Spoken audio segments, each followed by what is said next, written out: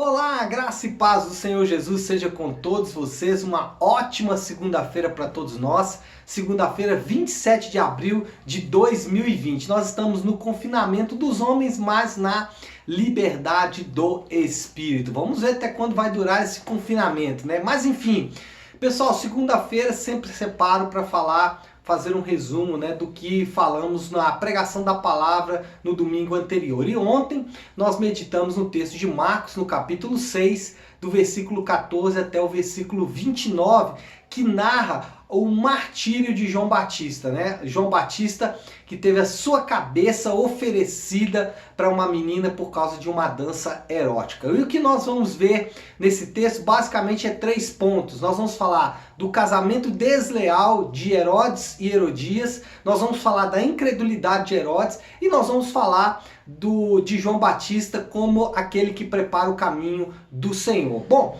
vai começando então do casamento desleal. O que João Batista condenou na vida de Herodes e de Herodias foi esse casamento. Por quê?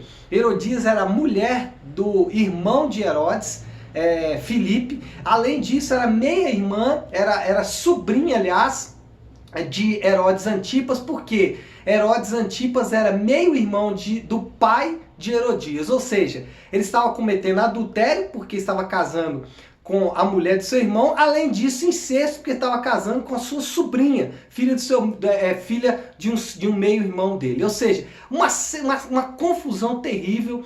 O que nós aprendemos disso? Qual a aplicação que nós aprendemos disso? Que o casamento tem valor para Deus, tem tanto valor que ele enviou um profeta, e esse profeta foi até a morte. Por quê? Porque Deus valoriza o casamento, e o casamento da forma bíblica, o casamento da forma como Deus estabelece. Nós não devemos nunca perder de vista que Deus tem um propósito para o casamento, e nós não podemos fugir disso em hipótese alguma, senão podemos incorrer no mesmo erro de Herodes e de Herodias. O segundo assunto que falamos ontem na pregação foi Herodes e a sua incredulidade. O que a gente percebe em Herodes é que ele, com as suas próprias mãos, fecha toda a oportunidade de salvação na vida dele, porque ele faz 2 coisas. Primeiro, ele tenta herodiar a palavra, esse foi o nome que eu dei. Por quê? Ele tenta modificar a palavra para se encaixar na sua própria vontade.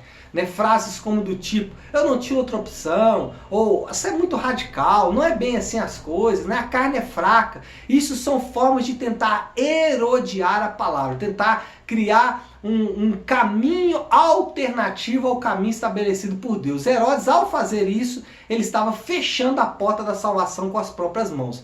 Em segundo lugar, Herodes calou a voz do profeta. Mas é interessante que mesmo sem cabeça, morto, João Batista continuava gritando na consciência de Herodes. Por quê? O que causou espanto em Herodes foi quando ele ouviu de Jesus e ele achou que João Batista havia ressurgido em Jesus para continuar atormentando. Ou seja, mesmo João Batista morto, ele continuava falando na consciência de Herodes. Agora, qual é o resultado de alguém que está engodado pelas tramas do pecado? Herodes era um homem perturbado e místico.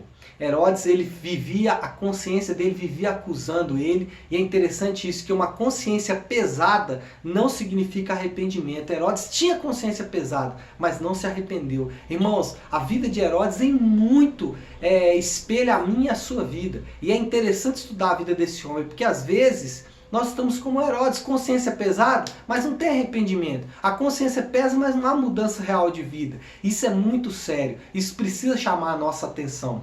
Além disso, Herodes era um homem cheio de conflitos. Olha para você ver. Ele não quis obedecer João Batista na palavra de Deus, mas quis obedecer a uma menina por causa de uma dança.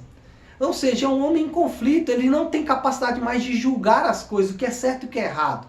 Então, o conflito...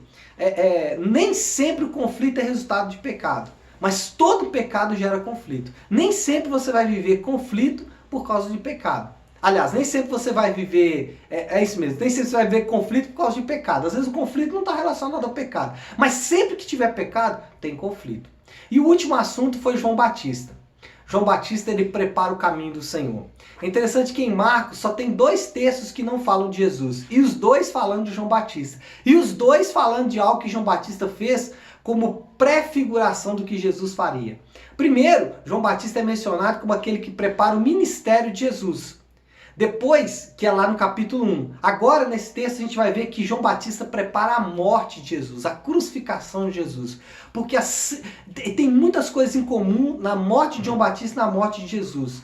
Eles têm muitas coisas que vai criar quase que um paralelo entre essas duas mortes, a de João Batista e a de Jesus. O que nós aprendemos com a morte de João Batista? Engraçado que o texto, engraçado não, né? De propósito, o texto está entre dois outros textos de Marcos. Marcos faz muito isso, tal o chamado sanduíche marcano, né? Sanduíche de Marcos. Ele entre um assunto, ele põe um outro assunto no meio. Então ele está falando da comissão dos 12, a ida, né, no texto anterior, e o próximo texto ele vai falar da volta. Eles foram para a missão e eles voltaram. No meio, o martírio de João Batista. O que nós percebemos aqui? Que o preço do discipulado é o preço que João Batista pagou. Como Jesus fala lá um pouquinho à frente em Marcos 8, se você não estiver disposto a perder a sua vida, você não pode ganhar. Mas ao perder a sua vida, você ganha a sua vida. Então, eu acho que ficou bem claro para cada um de nós qual é o preço do discipulado. E a aplicação que eu fiz ontem esse é o preço do discipulado. Agora, se você está disposto a pagar ou não, fica com você. Então é isso, amados, né? Queria agradecer a todos vocês, uma ótima segunda-feira para todos nós e uma ótima semana em nome de Jesus.